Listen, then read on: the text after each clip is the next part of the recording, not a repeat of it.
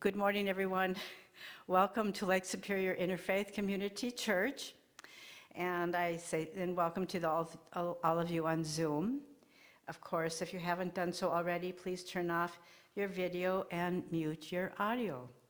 And so I would like to first of all say thank you to Gary Boelhower for being here and being our awesome speaker today. And so I would like to say our statement of intent. We continue to be fortunate to have a variety of speakers for Sunday services. By using guest speakers, we can gain wisdom from all those who share.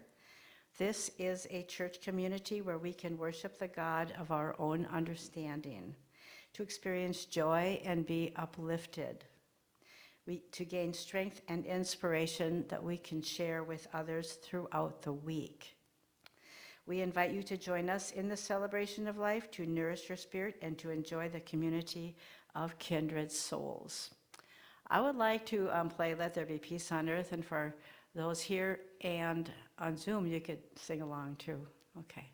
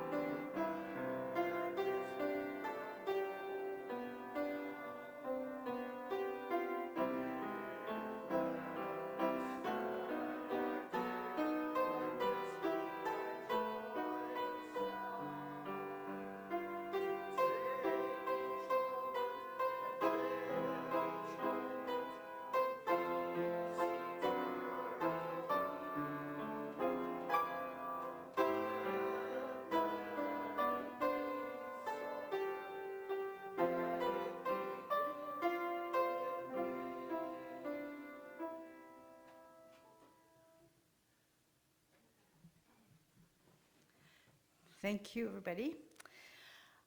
Sue, she's going to have some announcements. Thank you, Sue.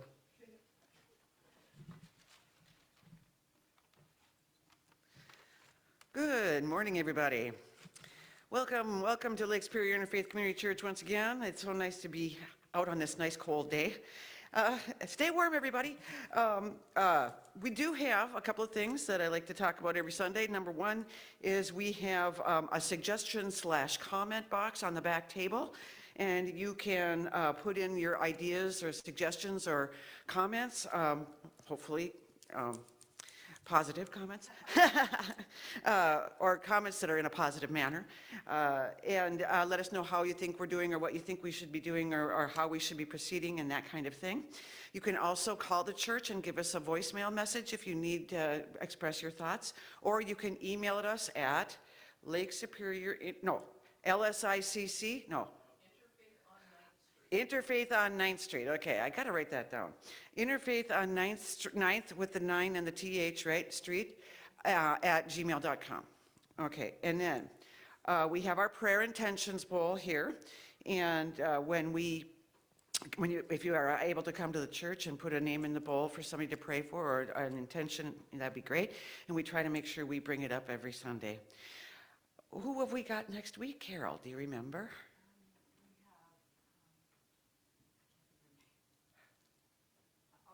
Okay, to be determined. No, we know who it is, but we just can't remember. Okay, and don't forget, if you've missed our service online, it's Jennifer Scholes. Okay. Oh yeah, from Grand Marais, right? Yeah, she's awesome. So anyway, yeah, so please just come in and come again next week.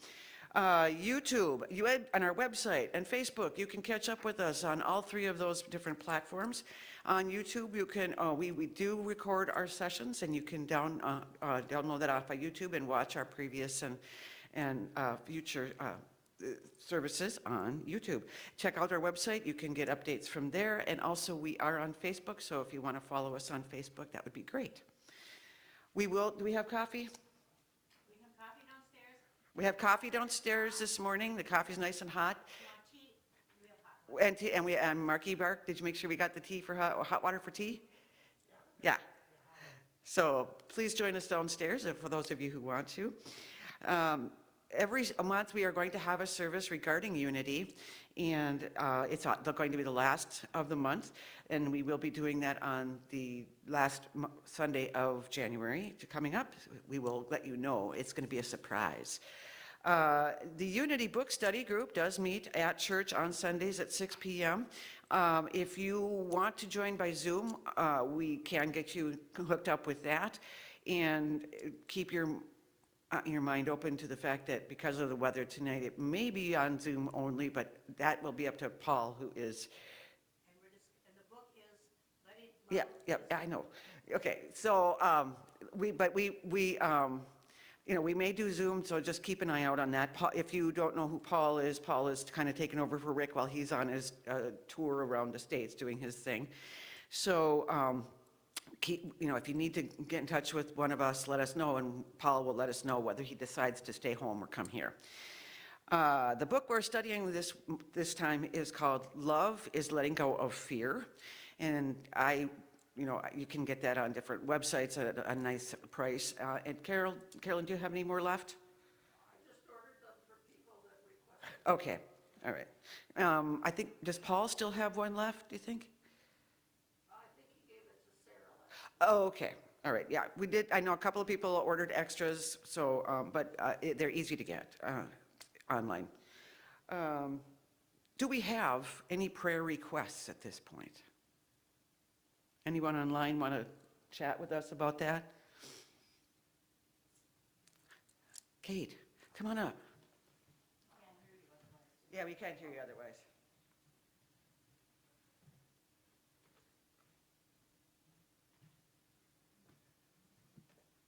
Good morning, everybody. This is Kate. I have a prayer request for Katie. And she's in Duluth. So without saying more than that, we wish her healing and balancing. Thanks. Thanks, Kate. All right, and with that, I think I'm done with my part of the announcements. Did you want to do your part now? Yes, oh, the giving tree, yeah.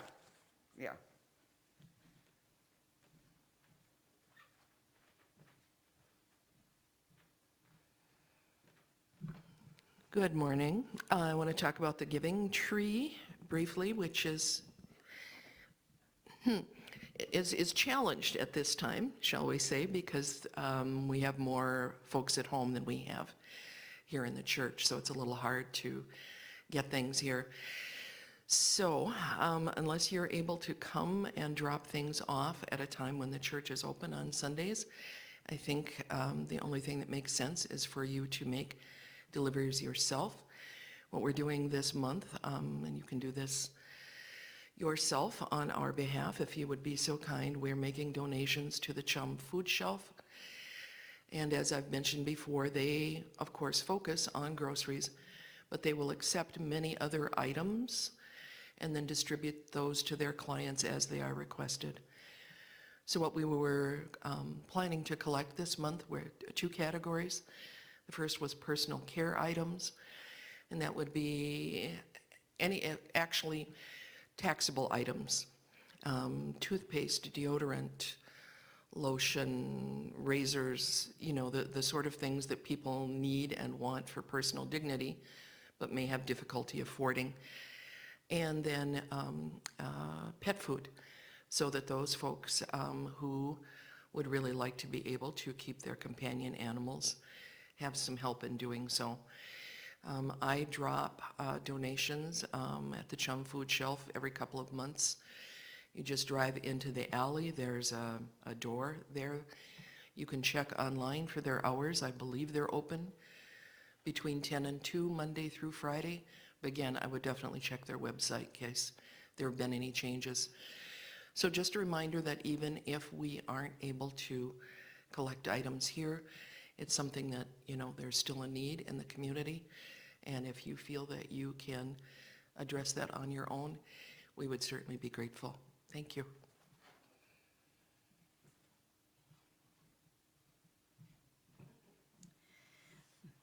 So next, I would like to just read our principles.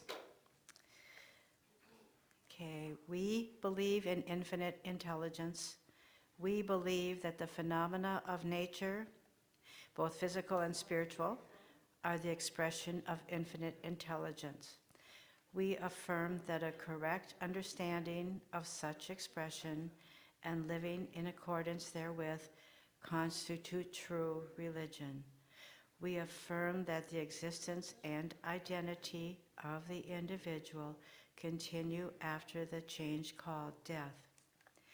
We believe in our universal connection in spirit and that there is communication between the spiritual and physical worlds.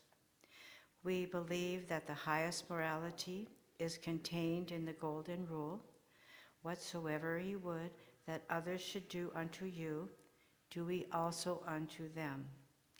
We affirm the moral responsibility of individuals and that we make our own happiness or unhappiness as we obey or disobey nature's physical and spiritual laws. We affirm that the doorway to reformation is never closed against any human soul here or hereafter. And we affirm the precepts of prophecy and healing are divine attributes contained in all sacred texts. So I would like to invite Gary up now and look forward to your talk. And you'll be doing the meditation also. Thank you, Gary. Okay.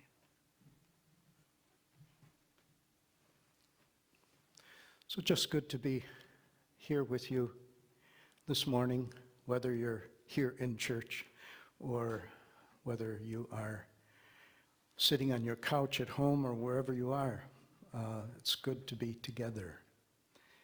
And it's important for us to continue in this time of uncertainty and difficulty, to continue to find ways to be together as community and to affirm our connections with each other as we continue to live forward into the future.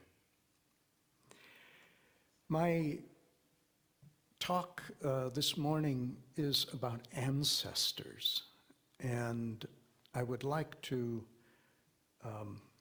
focus our meditation on ancestors as well.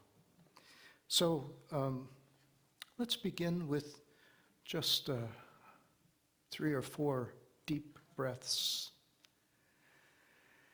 Allow yourself to become fully present here as community in these connections with each other.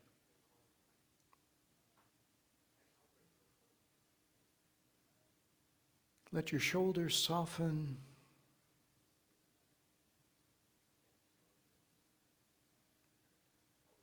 Feel yourself sink into your chair or the pew.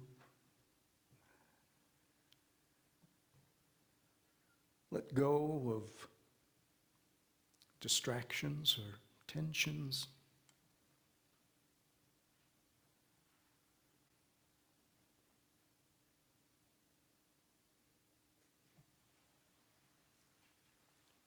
Now bring to mind and heart one of your ancestors who has been an instrumental part of your life, perhaps a parent, a grandparent, an aunt, an uncle, a mentor, friend, important person, important ancestor. And choose a place where you would like to be together. Maybe it's at the cabin, or maybe it's at your dining room table. Maybe you're cooking together in the kitchen. A place where you want to be together. And imagine yourself there, together with this important ancestor. And simply be with them, acknowledging their presence in your life, their continuing presence. And say thank you.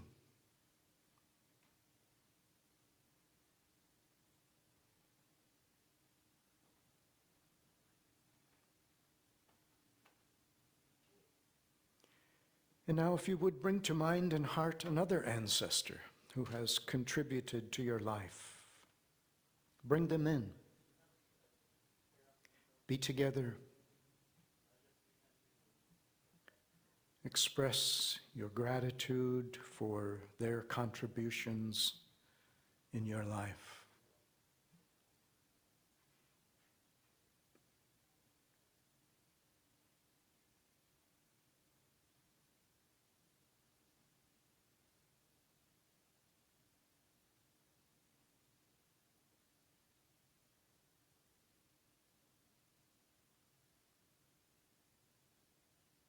And one more time, bring to mind and heart another ancestor, parent, grandparent, aunt, uncle, mentor, friend, someone who's contributed to your life. Bring them into your presence, in your imagination, hold them in your heart. Express your gratitude.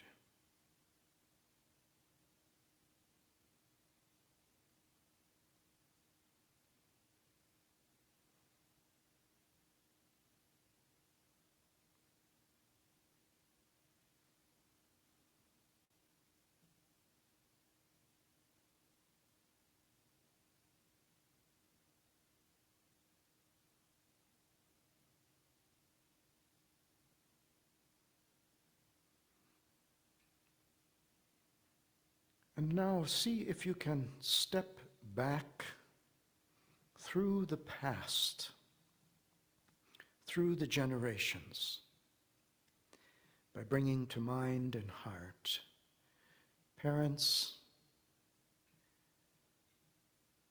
grandparents, great-grandparents, great-great-grandparents. What names do you have? When do the names stop coming?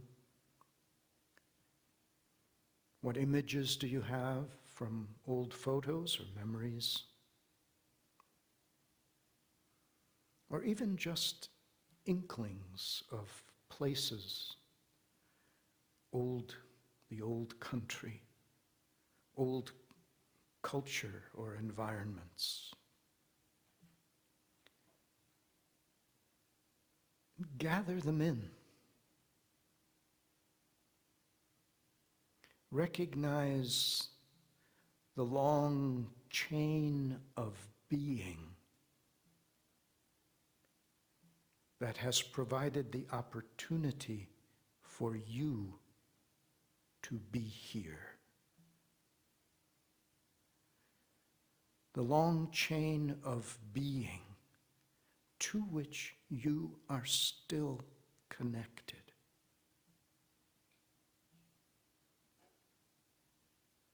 The long chain of being to which you belong.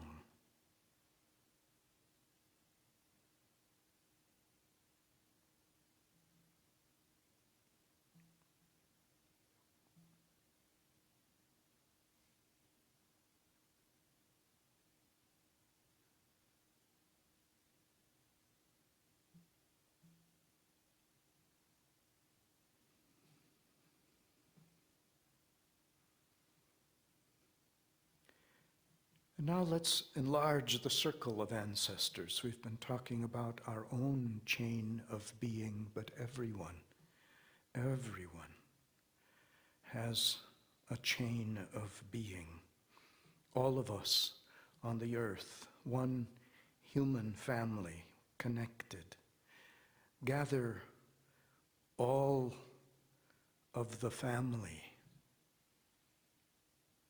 into your living room or your kitchen or this gathering place.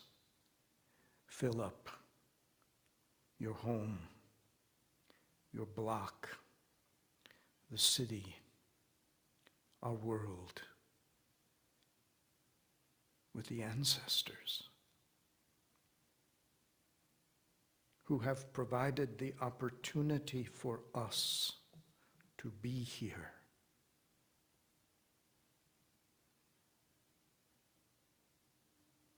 Express your gratitude. Acknowledge their presence in your life.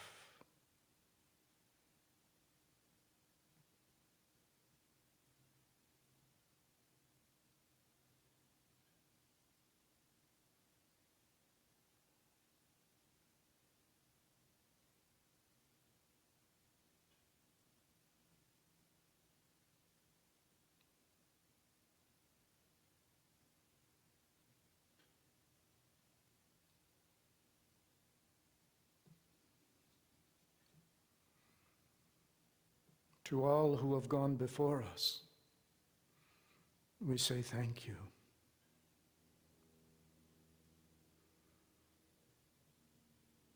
Even in your limitations and your mistakes, somehow you have made a way in the world that leads to now. Your willingness to go on to face the challenges of your life has allowed us to be here now. We acknowledge the long chain of being.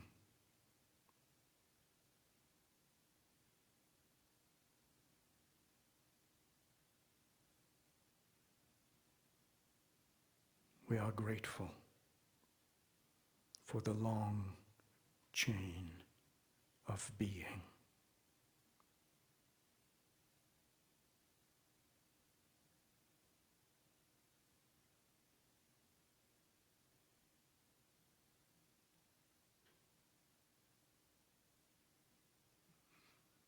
And when you're ready, take a couple of deep breaths and come back to this connected community in the present.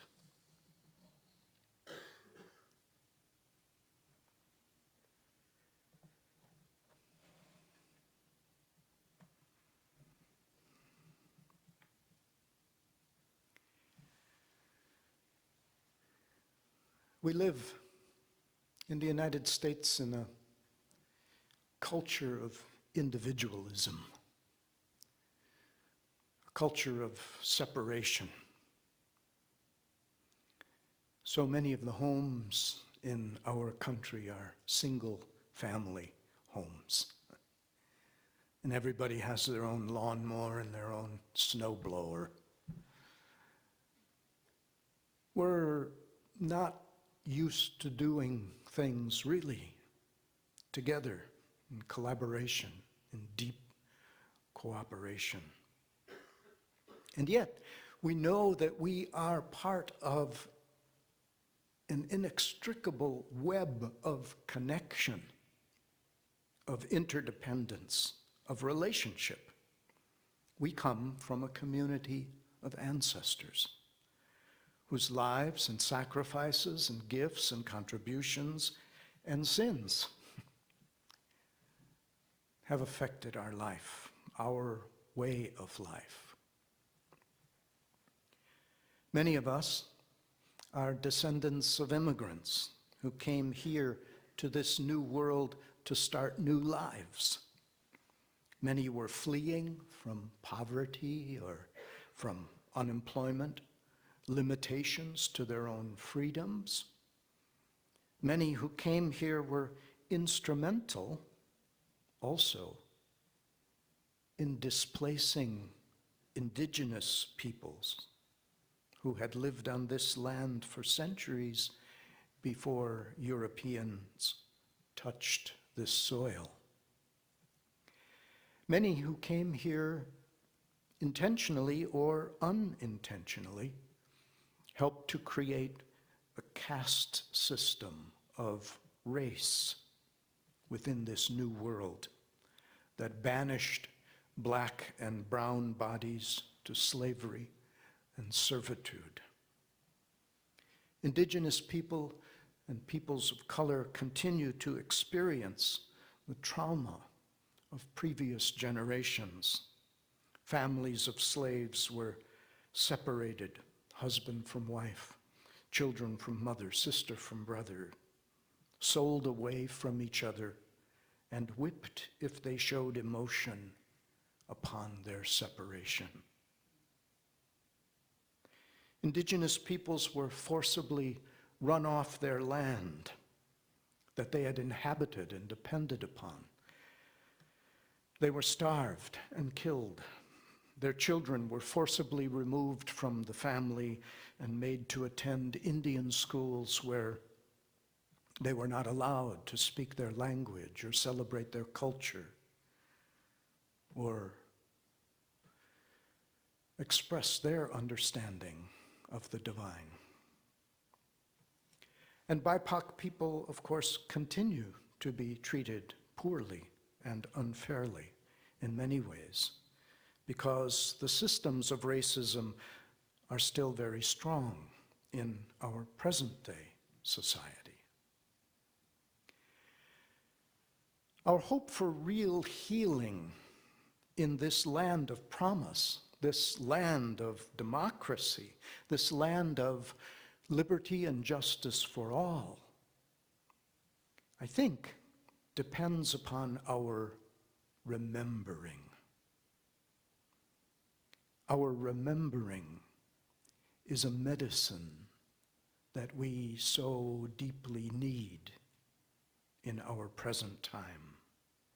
To tell the true stories, the real stories, what actually happened.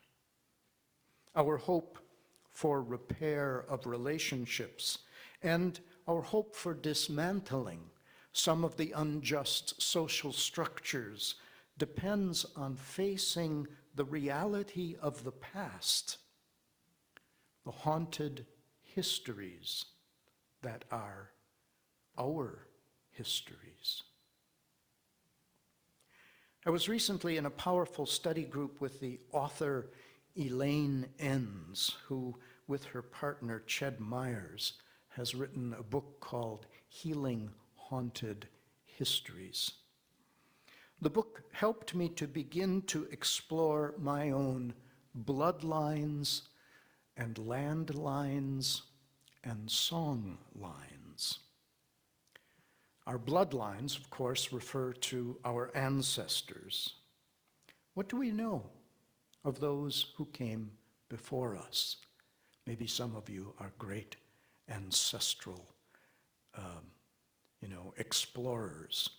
I haven't done too much, but I'm beginning to get into it a little. What are the social and kinship identities that are at the core of your life? Who were these people upon whose shoulders we stand? What were their gifts, their values? What did they know about the new world before they came here? How were they involved or at least complicit in the displacement of indigenous peoples or the slavery of black and brown bodies? Bloodlines. Who are our ancestors? What is their story? And landlines. refers to the places of personal and communal and ancestral inhabitation, both past and present. They are geographies and landscapes of memory, struggle, contestation, sustenance, and identity. The land holds deep stories of people's placement and displacement. Where did you come from, right? How did the land sustain you? How did place shape your ancestors? And how does it shape you? And finally, songlines. Songlines is a term that Enns uses to refer to traditions of individual and collective conscience and liberation, which inspire practices of justice and compassion. Songlines is all of the ways in which we create ways of doing things that sustain us, that provide resilience and healing. They may be religious convictions, they may be cultural practices, the recipes that we love, the songs that we sing, the traditions, the rituals that we have. So in essence, I'm asking myself and you, what are your roots? Where and to whom do you belong? How did you come here? Who are your people, both in terms of families and communities and chosen comrades? These are your bloodlines. How would you trace your ancestry by place, by geography? Where do you come from?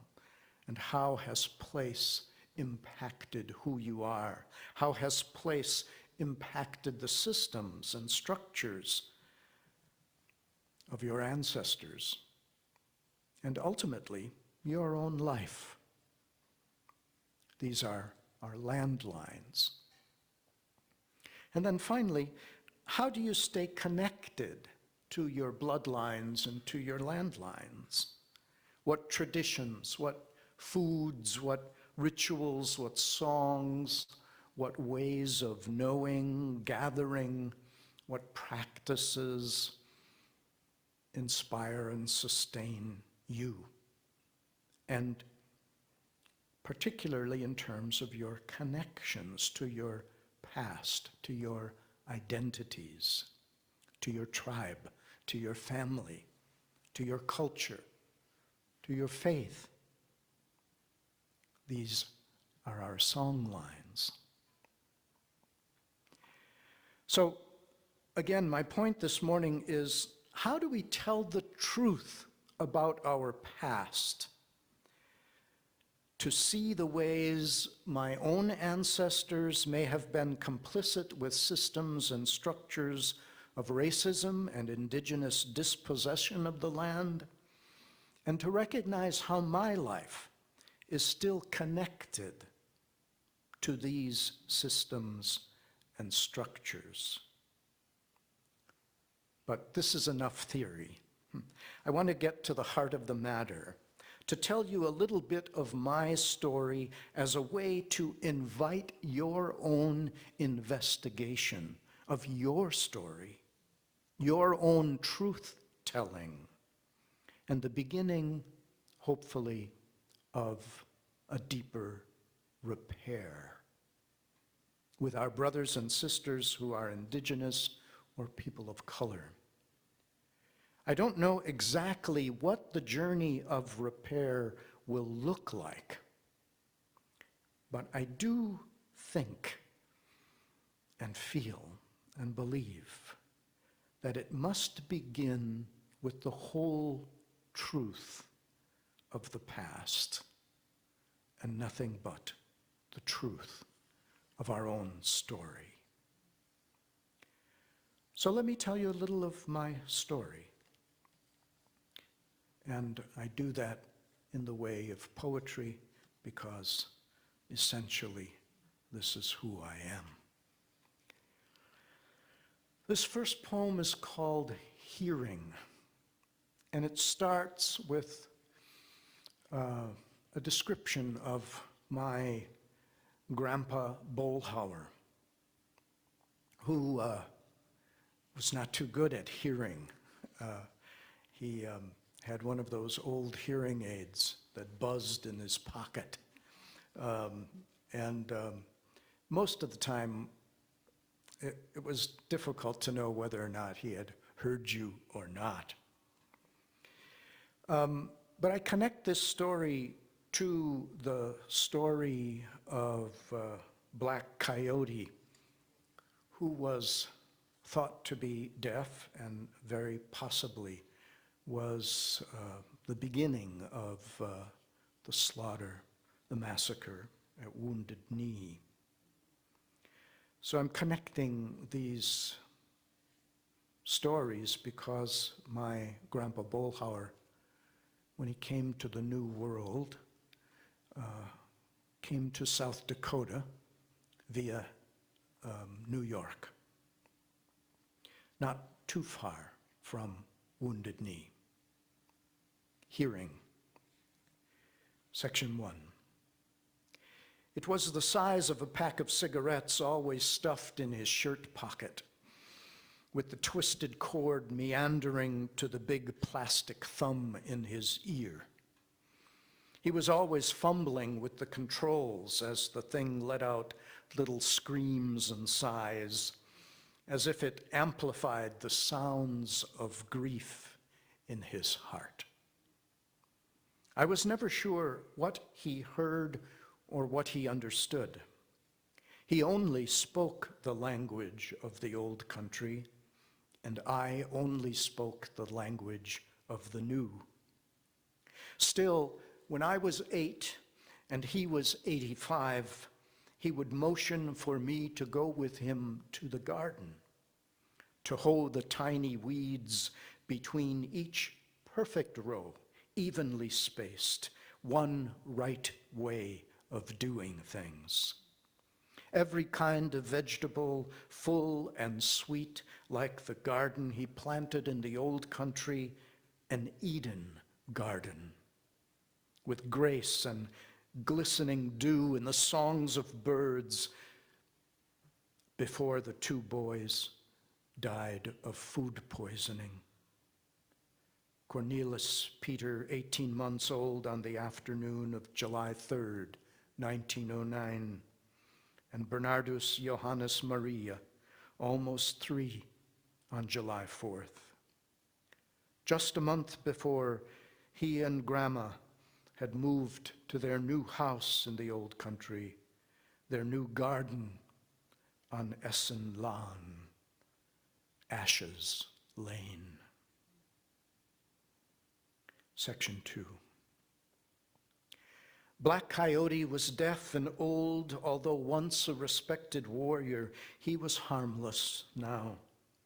He couldn't carry much, so he held the white flag as the band of Minikanju and Hunkpapa Lakota set out from Standing Rock to Pine Ridge, afraid the soldiers would count them as Sitting Bull's allies.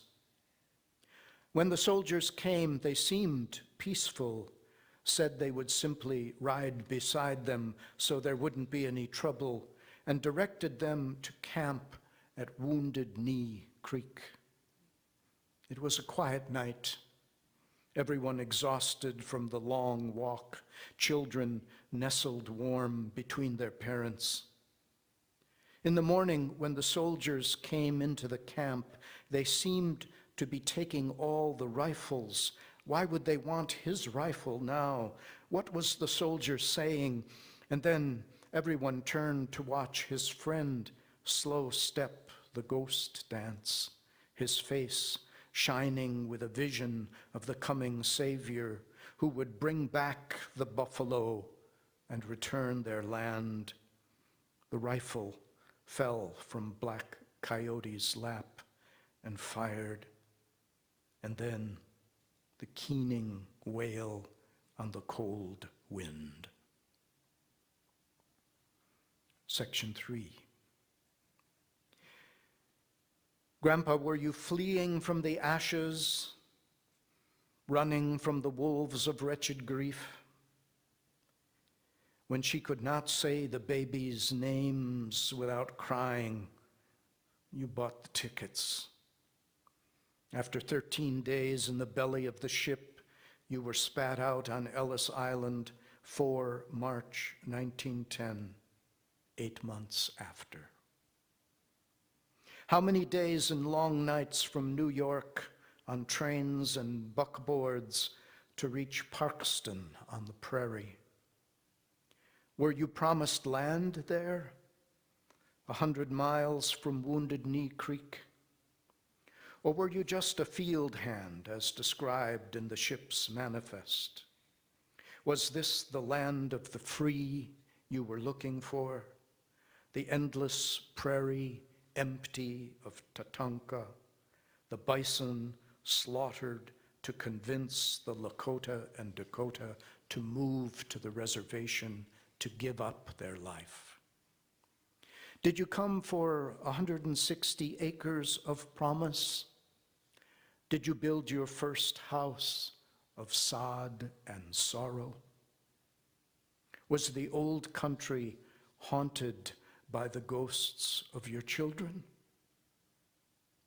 Could you understand the talk in town about progress and the primitive savages? On cold December mornings, could you still hear the rapid fire of the Hotchkiss cannons and 7th Cavalry's rifles?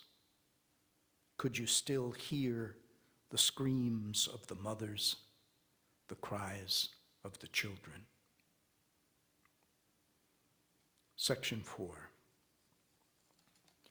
It was the cold time of year, the moon of the popping trees, and some say the massacre started when a branch snapped on a nearby tree. Some say a deaf elder didn't understand when he was asked to give up his rifle and it accidentally fired. The 7th Cavalry blasted bullets into bodies at close range. Most of the Lakota were unarmed. Some of the grandfathers and grandmothers stood in front of the children singing death songs and refused to run. Some women and children fled to the woods. The small hands of the sons and daughters pulled by their mothers as the soldiers followed on horseback and finally shot them after running, panting, stumbling for 2 or 3 miles.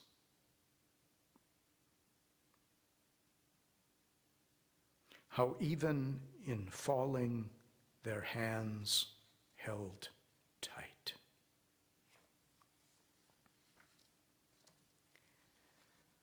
Section 5. A few days later, in the Aberdeen Saturday Pioneer on January 3rd, 1891, the Pioneer has before declared that our only safety depends upon the total extermination of the Indians. Having wronged them for centuries, we had better, in order to protect our civilization, follow it up by one more wrong and wipe these untamed and untamable creatures from the face of the earth. Stated L. Frank Baum, who 10 years later wrote The Wonderful Wizard of Oz, with characters seeking courage, brains, and a heart. Some say it was fear at the trigger end of those guns. Fear of the ghost dance, fear of the power of the tribes as they became more and more angry with the hordes of settlers entering the reservation, even though the government had promised to stop them. Section 6. 23 soldiers were awarded the Medal of Honor. A photo taken shortly after the massacre shows 12 soldiers posing with Hotchkiss cannons, which were wheeled into place to surround the camp and fired into the gatherings of women and children eating and playing. The caption gives more than information, it boasts in rhyme. Famous Battery E of the 1st Artillery. These brave men and Hotchkiss guns that Bigfoot's Indians thought were toys, together with the fighting 7th, what's left of General Custer's boys, sent 200 Indians to that heaven which the ghost dancer enjoys. This checked the Indian noise, and General Miles with staff returned to Illinois. In less than an hour, more than 250 Lakota men, women, and children were killed. Army casualties numbered 25, mostly from friendly fire of the Hotchkiss cannons. Section 7. Grandpa.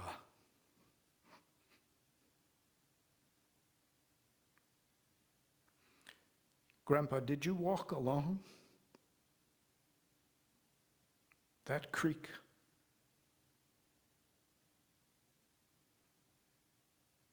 Where the blood of the children is still pulled by the water's current, like the pull of their mother's hands, where shrieks and death songs can still be heard in the wind.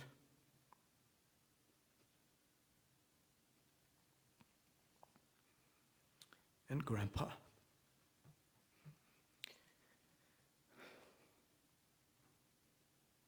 can you help me listen? Now, Grandpa, can you help me listen now?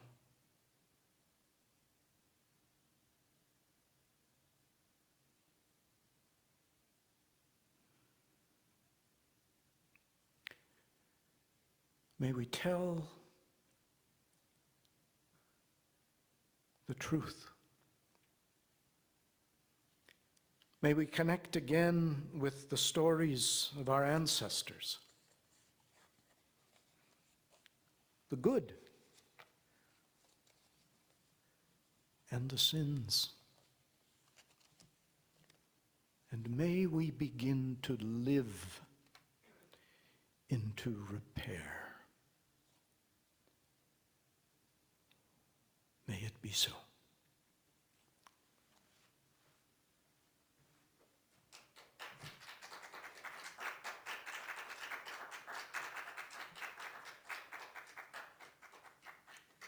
Thank you, Gary. That's profound, and thank you for bringing that to our attention. I don't have any more words.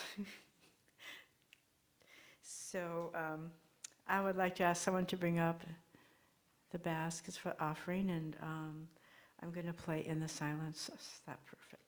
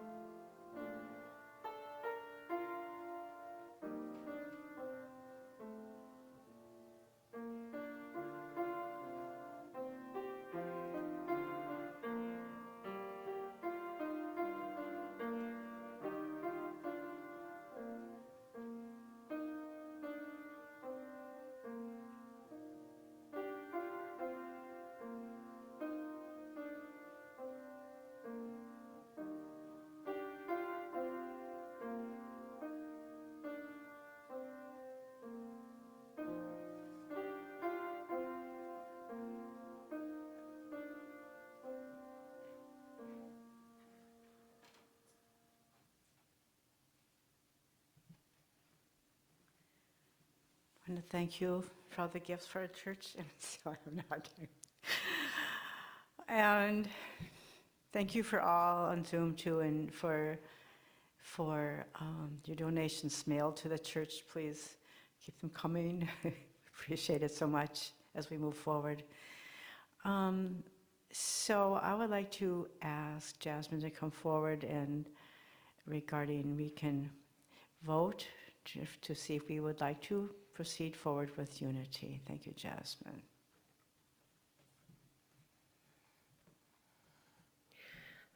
Good morning. I think this will be brief, but we'll find out. You will recall that at our annual meeting, we spent some time discussing the idea of moving towards becoming, as Unity Church would like us to refer to it, as becoming an evolving ministry as we move towards being included in the Unity Church. And the response then was very positive. The board felt that it would be a good idea. We don't want anyone to feel rushed or stampeded over,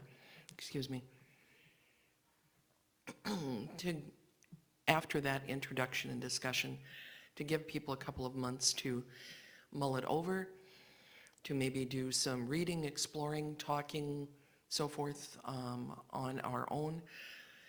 And then we said that we would come back on January 9th to take a final vote. And so, given that, this is technically a formal occasion, so I call this meeting to order. And the way that we would typically do things is there would be a motion from the floor and a second, and we would discuss it briefly and then vote. So if someone would be willing to make a motion that we move into becoming an evolving unity ministry, that would get us going. Sue?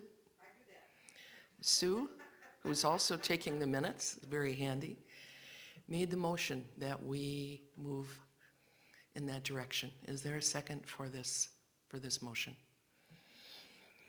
Thank you. Carolyn Brooks has seconded the motion. Is there any discussion?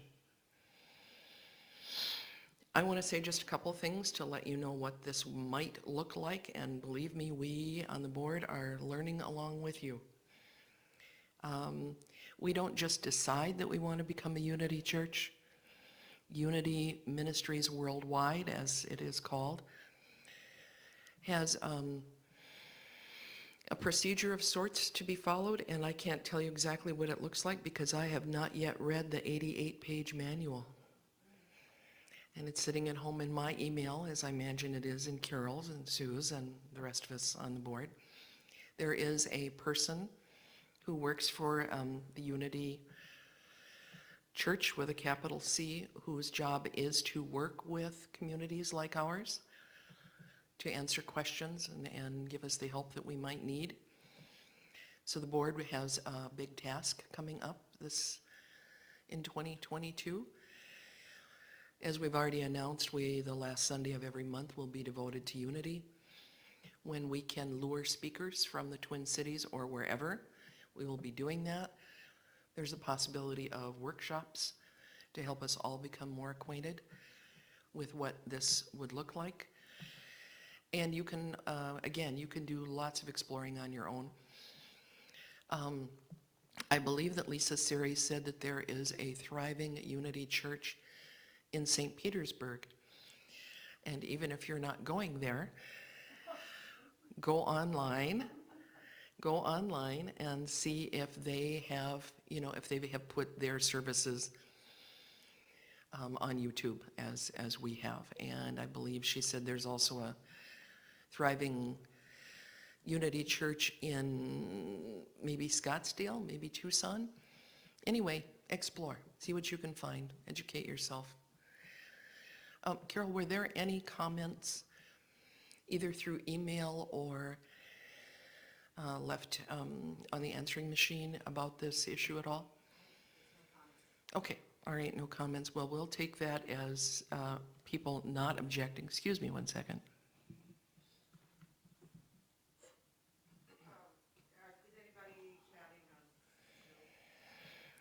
Andy, do we have any comments on Zoom, coming in on Zoom about this topic? Okay. Those of you at home, if you have anything that you really would like for us to hear right now, this is the time. And I would also point out to all of us that, the letter went out almost a month ago. Anyway, it has been made publicly known that we were going to be having this discussion today, if you had anything that you needed to say. So if there's no further discussion here, I'm going to call the question. All those in favor, Sue, did you have a question? Oh, okay. Okay, thank you. All those in favor of supporting our formal move towards becoming an evolving unity ministry, please signify by saying aye. Aye. Opposed? Abstaining? The motion passes. And since we were technically in a formal meeting, I'm going to ask for a motion to adjourn.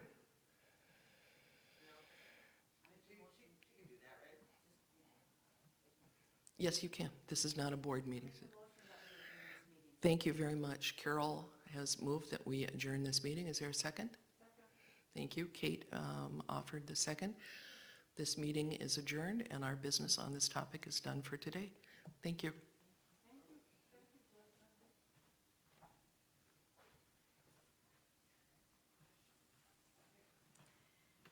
Thank you, everyone.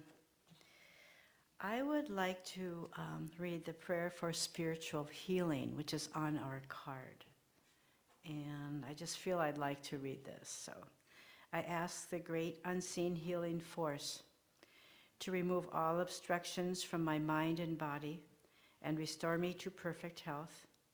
I ask this in all sincerity and honesty, and I will do my part. I ask this great unseen healing force to help both present and absent ones who are in need of help and to restore them to perfect health. I put my trust and love in the power of God. Thank you. Gary, would you like to do a benediction? Yes.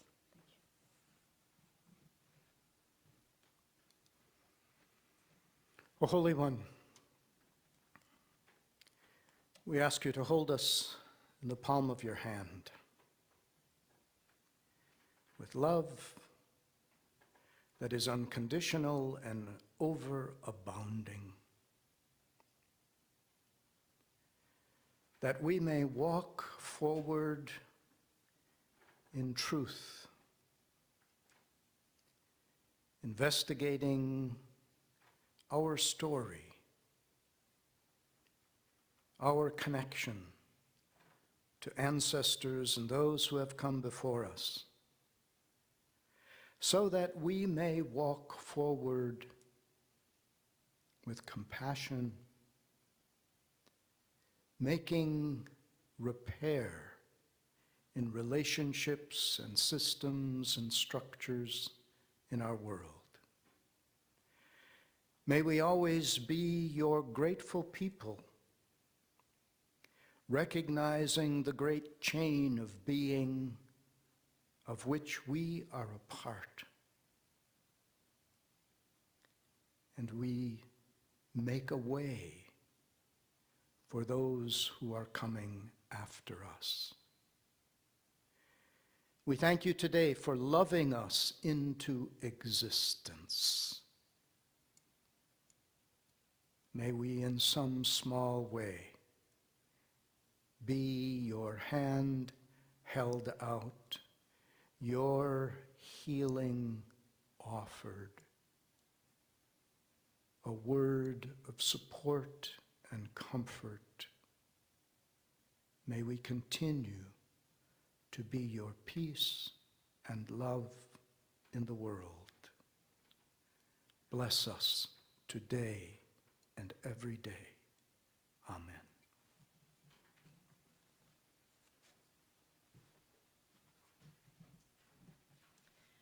Thank you, Gary. I would like to, we could sing the song, God Be With You Till We Meet Again. It's on your card, back of your card. Thank you.